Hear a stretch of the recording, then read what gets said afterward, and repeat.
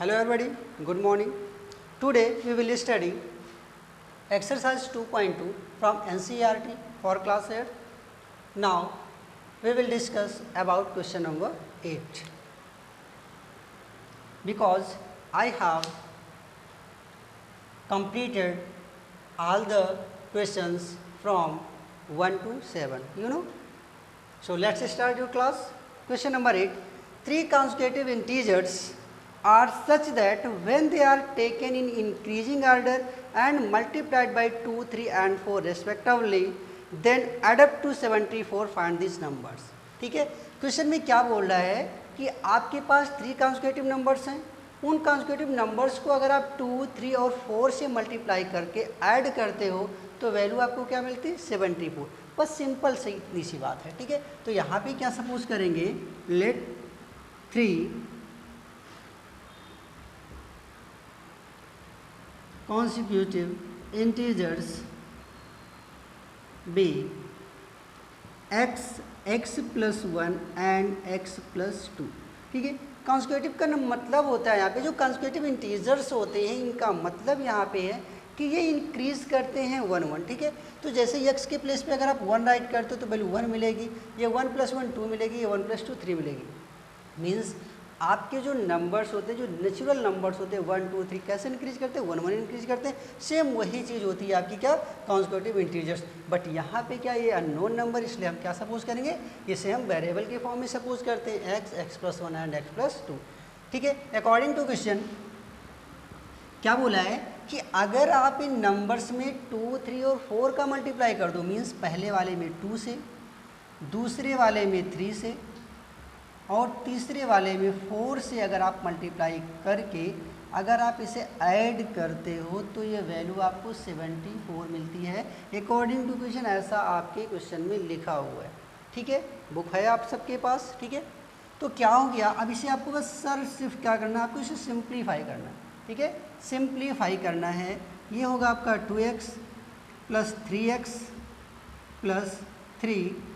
ये बात आप समझ रहे हो। जब ब्रैकेट के बाहर कोई वैल्यू होती है आपकी तो उसका मल्टीपल ब्रैकेट के हर एक डिजिट, हर एक वेरिएबल में होती है। ये आपको समझना होगा। Clear. 4x + 4 × 2 = 8 = 74। Clear. 4 3 7 and 2 9x + 8 3 11 = 74। Then 9x = 74 - 11। Then x = ये वैल्यू आपको कितनी मिलेगी यहाँ पे, 4 में से 1 माइनस करोगे 3, 7 में से 1 करोगे 6 और ये वैल्यू जो मल्टीपल में है डिवाइड में आएगी। 9 से 7 = 63 आएगा। तो यहाँ पे x की जो वैल्यू है आपकी वो क्या मिल रही है, 7 मिल रही है। ठीक है, x की जो वैल्यू है आपने जब इसे सिंप्लीफाई किया तो जो x की वैल्यू मिली आपको वो 7 मिलती है। ठीक है, तो ये जो 3 कॉन्सेक्यूटिव इंटीजर्स होंगे ये क्या होंगे आपके, तो आपको x की वैल्यू 7 मिल चुकी है। 7 अगर इस x के प्लेस पे राइट करोगे तो ये 8 हो जाएगा, 7 इस प्लेस पे राइट करोगे तो ये 9 होगा। मीन्स आपके जो 3 कॉन्सेक्यूटिव इंटीजर्स थे वो 7 8 और 9 होंगे। ठीक है, अब हम लोग ऐसे ही क्वेश्चन नंबर 9 को सॉल्व करते हैं।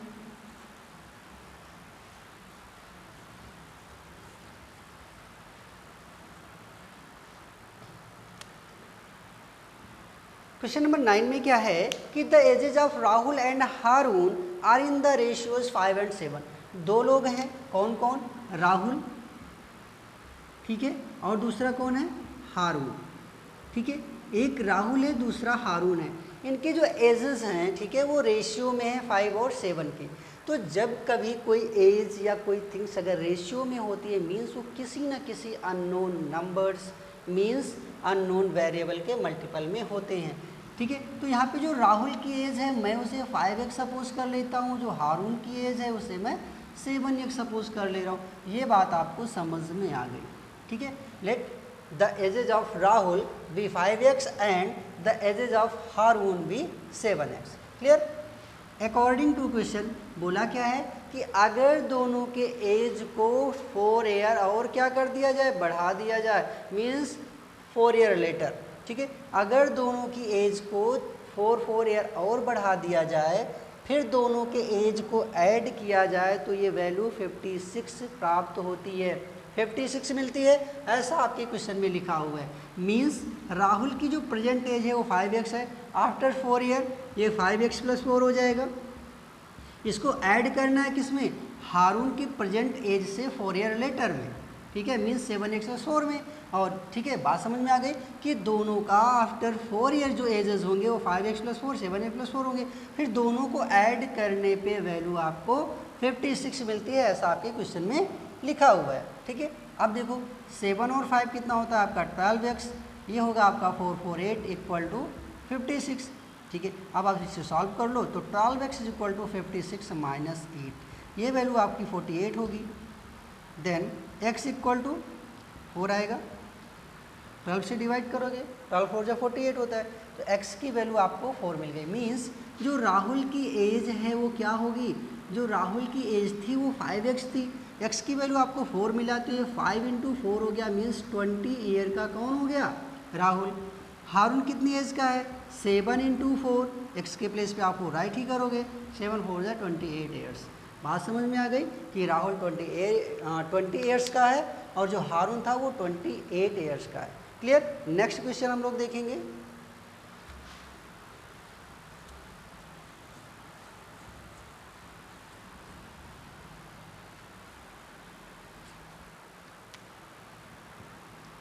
Question number 10, the number of boys and girls in a class are in the ratio 7 and 5, the number of boys is 8 more than the number of girls. बात को समझो, यहाँ पे क्वेश्चन में क्या बोला है कि जो नंबर ऑफ बॉयज हैं, number of boys is 8 more then number of girls, girls से क्या है 8 ज़्यादा है। ठीक है, अगर मैं यहाँ पे सपोज कर लूँ number of boys be x, हमने क्या सपोज कर लिया कि नंबर ऑफ बॉयज अगर x हैं तो नंबर ऑफ गर्ल्स कितनी होंगी, नंबर ऑफ गर्ल्स कितनी होगी, बॉयज से 8 गर्ल्स ज़्यादा हैं, मीन्स ये x + 8 होंगी या नहीं होंगी।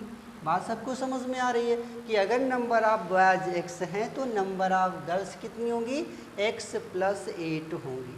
ठीक है, अब देखो क्वेश्चन में क्या लिखा है कि दोनों बॉयज़ और गर्ल्स में जो रेशियो है वो कितने का है, 7 और 5 का है अकॉर्डिंग टू क्वेश्चन। तो बॉयज़ हमारे कितने हैं x, गर्ल्स कितनी है x + 8, ये भी मैंने रेशियो में लिख दिया, रेशियो को आप अपॉन में राइट कर सकते हो। तो बॉयज़ और गर्ल्स का जो रेशियो है वो x/x + 8 हुआ, जबकि क्वेश्चन में क्या लिखा हुआ है कि ये 7 और 5 के रेशियो में है। ठीक है, क्वेश्चन में क्या लिखा हुआ है कि ये 7 और 5 के रेशियो में है बॉयज़ और गर्ल्स। इसे आप सॉल्व कर लो तो क्रॉस मल्टीप्लाई होगा, 5 का मल्टीपल x में करोगे 5x, ये होगा आपका 7x और ये कितना होगा 7 8 जा 56 हो जाएगा। इतनी बात आपको समझ में आ गई। ठीक है, यहाँ पे नंबर ऑफ गर्ल्स, सॉरी ये जो रेशियो है वो गर्ल्स और बॉयज़ का है x + 8। अब आप देख ही रहे हो अगर ये x + 8 क्या है ज़्यादा होता है तो गर्ल्स x + 8 है तो ये रेशियो भी ज़्यादा ही होना चाहिए, तो x + 8/x है, सॉरी हाँ, जो वैल्यू ज़्यादा है वही का रेशियो तो ज़्यादा आएगा। ठीक है, तो ये कितना हो गया आपका, ये 5x + 40 = 7x, then 7x - 5x = 40, 7 में से आपको 5 माइनस करना है, कितना आएगा ये 2x, 2x = 40, then x = 40/2 divide करेंगे तो ये वैल्यू आपको क्या मिलती है 20 मिलती है। मीन्स नंबर ऑफ बॉयज़ कितने हो गए 20, ये कौन है, ये बॉयज़ हो गए। ठीक है, तो गर्ल्स कितनी है, गर्ल्स तो x + 8 है, मीन्स 20 + 8 ये हो गया 28, ये कौन है, ये गर्ल्स हो गई। बात समझ में आ गया। ठीक है, अब आपको कैसे समझेंगे कि हमारा आंसर सही आ रहा है, 20 और 28 दोनों का रेशियो 7 और 5 तो होना चाहिए। आप देखो अगर आप इसे 7 से डिवाइड करो तो 4 से बन जाए 28, 4 5 = 20, मीन्स 7/5 का रेशियो आ रहा है कि नहीं आ रहा है, गर्ल्स और बॉयज़ में आ रहा है, मीन्स आपका ये आंसर सही। एक बार फिर से समझते हैं, गर्ल्स को बोला है कि बॉयज़ से 8 ज़्यादा हैं, मतलब अगर बॉयज़ को आप x सपोज करते हो तो गर्ल्स आपकी x + 8 होंगी। क्लियर। ठीक है, बोला क्या है कि गर्ल्स और बॉयज़ में जो रेशियो है वो 7 और 5 का है। ठीक है, तो बस सिंपल सा आप इसे क्या करो, क्रॉस मल्टीप्लाई करके सॉल्व कर लो, और आपको x की वैल्यू 20 मिल रही, तो x की वैल्यू का मतलब नंबर ऑफ बॉयज हो गए, x + 8 मतलब नंबर ऑफ गर्ल्स। क्लियर। अब हम लोग इसका नेक्स्ट क्वेश्चन सॉल्व करेंगे।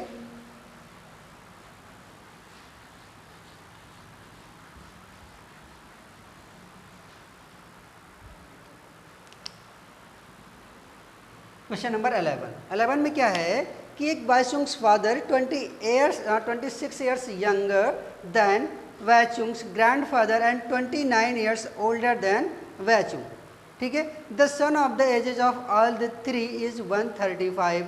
What is the age of each one of them. देखो यहाँ पे क्या है कि एक तो वाइचुंग है, दूसरे उनके फादर और उनके ग्रैंडफादर भी हैं। ठीक है। तो सबकी एजेस क्या हैं। ठीक है। तो वाइचुंग जो है वो सबसे छोटा है, उनके फादर उससे बड़े हैं, कितने 29 ईयर, और जो ग्रैंडफादर है वो उनसे भी 26 और मोर देन है। ठीक है। तो यहाँ पे अगर आप सपोज करो, let the age of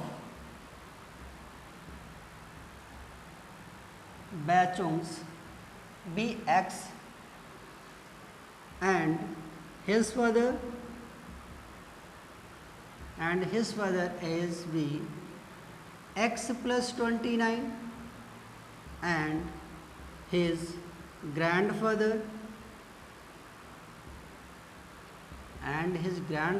is be x + 29 + 26। ठीक है। आपके क्वेश्चन में क्या लिखा हुआ है कि जो फादर हैं वो वाइचुंग से 29 ईयर्स बड़े हैं। ठीक है। जो ग्रैंडफादर हैं वो फादर से भी 26 ईयर और ज़्यादा बड़े हैं। क्लियर।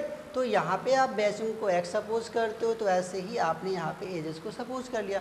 बोला क्या है कि इन तीनों के एजेस का जो सम है वो 135 ईयर है। मीन्स क्या राइट करना है, according to question x + x + 29 + x + 29 + 26 = 135। Clear. x ये आपका 3x हो गया, प्लस अब यहाँ पे देखते हैं 29 और इस 26 को क्या करना है, ऐड करना है। ठीक है। तो 9 18 होता है, 18 में अगर आप 6 ऐड करते हो तो 24 हो गया, कैरी मिला 2 2 4 4 2 6 6 और 2 8 मिल गया। आपको बात समझ में आ रहा है। 2 2 4 2 6 और 2 आपका कैरी था वो 8 हो गया। ठीक है। इक्वल टू कितना है 135। Then 3x = 135 - 84। अगर आप इसे माइनस करते हो तो 5 में से 4 घटाओगे 1 आएगा, 13 में से 8 कितना आएगा 5 आएगा कि नहीं आएगा। 13 में से 8 माइनस करने में 5 आता है। ठीक है। देन x = 51/3, तो ये कितना आ जाएगा आपका 17। ठीक है। बात समझ में आ गई। तो x की वैल्यू आपको क्या मिलती है, x की वैल्यू आपको मिल गई 17। ये 17 है क्या, ये तो वाइचुंग्स की एज थी। मीन्स जो x की वैल्यू आ रही है वो 17 ईयर्स आ रही है। वाइचुंग की जो एज थी वो 17 ईयर है। अब मुझे बताओ कि जो उनके फादर की एज थी वो x + 29 थी। मीन्स 17 + 29 होगी या नहीं होगी। अगर आप इन दोनों को ऐड करोगे तो कितना बनता है, 46 ईयर बनेगा कि नहीं बनेगा। 9 and 7 16। ठीक है। 1 कैरी 2 and 1 3 and 1 4। ठीक है। अब यहाँ पे मुझे बताओ कि उनके ग्रैंडफादर की एज फिर क्या होगी। x के प्लेस पे क्या आ रहा है 17 + 29 + 26। अगर आप इसे ऐड करते हो तो कितना बनता है, देखो 9 और 6 15। 9 and 6 15, 15 में 7 ऐड करना है 22, कैरी मिलता है 2 4 2 6 and 1 7। ठीक है। बात समझ में आ गई। तो जो वाइचुंग था वो 17 ईयर का था, जो उनके फादर थे वो 46 ईयर के हैं, जो ग्रैंडफादर थे वो 72 ईयर्स के। बोला क्या था कि सबके एज का जो सम है वो 135 होना चाहिए। आप आंसर को चेक कर सकते हो, क्या तीनों का एज 135 आ रहा है कि नहीं आ रहा है। देखते हैं 7 6 13 13 और 2 15। ठीक है। 1 कैरी मिला आपको। 7 and 1 8 8 और 4 12 12 and 1 13। मीन्स आपका जो आंसर आ रहा है स्टूडेंट वो बिल्कुल सही आ रहा है। ठीक है, आई होप आपको ये भी क्वेश्चन अच्छे से समझ में आ गया होगा। अब हम लोग इसका नेक्स्ट सॉल्व करते हैं।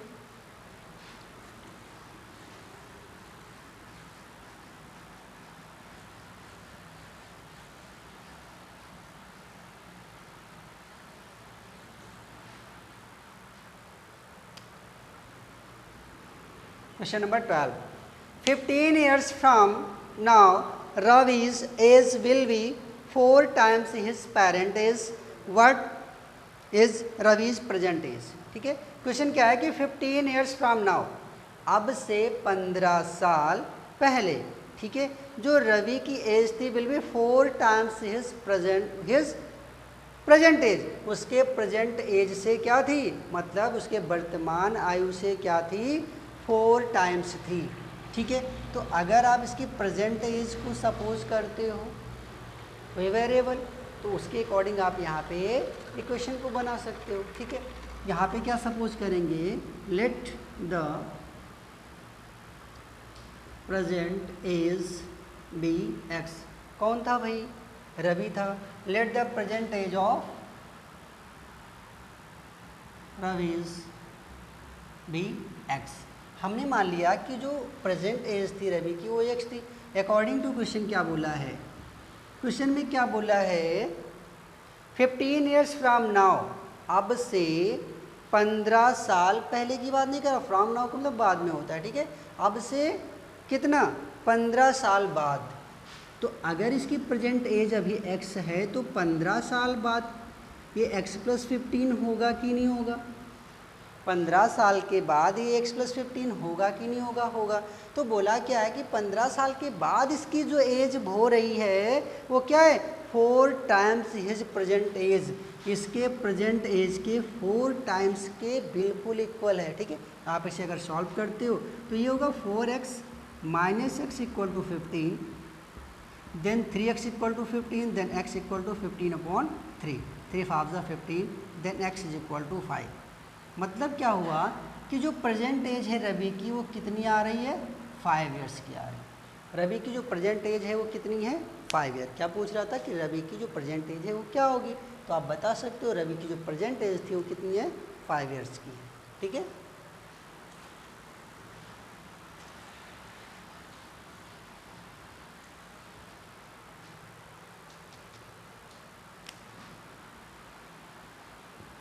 Question number 13, a rational number is such that when you multiply it by 5/2। कोई नंबर है, मैंने सपोज कर लिया let the number be x, कोई अननोन नंबर है। ठीक है, क्वेश्चन में क्या बोला कि कोई अननोन नंबर है, अगर ये 5/2 का मल्टीपल हो, अगर ये 5/2 का मल्टीपल हो, अकॉर्डिंग टू क्वेश्चन स्टूडेंट, अगर ये नंबर 5/2 का मल्टीपल हो एंड ऐड 2/3 और इसमें 2/3 ऐड कर दिया जाए, तो ये जो पूरा का पूरा सिस्टम यानी कि जो पूरा का पूरा नंबर आपको मिलता है, to the product you get. ठीक है, a rational number is such that when you multiplied it by 5/2, उस नंबर में अगर आप 5/2 से मल्टीपल करते हो एंड ऐड 2/3 और 2/3 ऐड कर लेते हो टू द प्रोडक्ट। ठीक है, तो ये क्या बनता है, ये जो वैल्यू आपकी बनती है ये -7/12 के इक्वल बनती है। बात समझ में आ रहा है, बोला क्या है कि a rational number is such that when you multiplied by, तो हमने उस रेशनल नंबर को लेट द, इसको रेशनल नंबर लिखो। ठीक है, let the rational number. Rational number जानते हो क्या होता है, what is rational number, rational numbers are those which can be write in the form of p/q where q is not equal to 0। Clear, तो हमने यहाँ पे एक रेशनल नंबर सपोज कर लिया x। ठीक है, तो क्वेश्चन के अकॉर्डिंग क्या लिखा है कि a rational number is such that when you multiplied it by 5/2, अगर इसमें आप 5/2 से मल्टीप्लाई कर दो एंड ऐड 2/3 और इसमें 2/3 ऐड कर दो टू द प्रोडक्ट, इस प्रोडक्ट में ये जो प्रोडक्ट बना था आपका उसमें अगर 2/3 आप ऐड करते हो तो ये क्या मिलता है, यू गेट -7/12। क्लियर, अब इसे सॉल्व करेंगे, 5/2x = -7/12। अगर 2/3 को आप ट्रांसपोज करते हो तो ये वैल्यू भी आपकी नेगेटिव बनेगी। क्लियर, 12 और 3 का एलसीएम 12 होता है, 12 से डिवाइड करने पे ये वैल्यू 1 आएगी, ये -7 होगा, 3 से डिवाइड करोगे 4 आएगा, 4 × 2 = 8 होता है। Clear? Then we can write it 5/2x is equal to 15/12। 5 से 15 कैंसिल होगा, 2 से 12 कैंसिल होगा। आपको याद रखना है कि जब बीच में कोई प्लस माइनस का सिंबल नहीं होता, मतलब ये केवल सिंगल पार्ट्स में अगर वैल्यू हैं तो न्यूमरेटर से न्यूमरेटर को, डिनोमिनेटर से डिनोमिनेटर को हम क्या कर सकते हैं, सिंप्लीफाई कर सकते हैं। 3 से इसको भी डिवाइड कर दो तो x की वैल्यू क्या मिल रही है आपको, x की वैल्यू -1/2 मिलेगी। मीन्स हमारा जो रेशनल नंबर था वो -1/2 है। ठीक है, अगर आप आंसर को आप चेक करना चाहते हो कि आंसर आपका सही है कि नहीं, क्या करोगे, इस x के प्लेस पे आपको -1/2 राइट करना है। ठीक है, तो ये वैल्यू आपकी कितनी बनेगी, -5/4 + 2/3। क्रॉस मल्टीप्लाई कर दो, 15 + 8/12। आप 15 से 8 माइनस करोगे तो -7/12। मतलब क्या हो रहा है कि यार इसके इक्वल ही तो आ रहा है। ठीक है, तो आपका जो आंसर है स्टूडेंट वो बिल्कुल सही है। ठीक है, तो आप इस तरह से अपने आंसर को चेक भी कर सकते हो। ठीक है, बात समझ में आ रही है, सबको समझ में आया होगा। बहुत सिंपल सा क्वेश्चन है, बस आपको प्रैक्टिस करना होगा घर पे। ठीक है, 1-2 बार आप लगाओगे तो बिल्कुल समझ में आएगा। वीडियो को बार बार देखना नहीं समझ में आएगा। ठीक है, आपको ज़रूर समझ में आएगा। कमेंट में आप लोग ज़रूर राइट कीजिएगा कि आपको ये क्वेश्चन समझ में आ रहा है, नहीं आ रहा है, कैसे क्या है। ठीक है।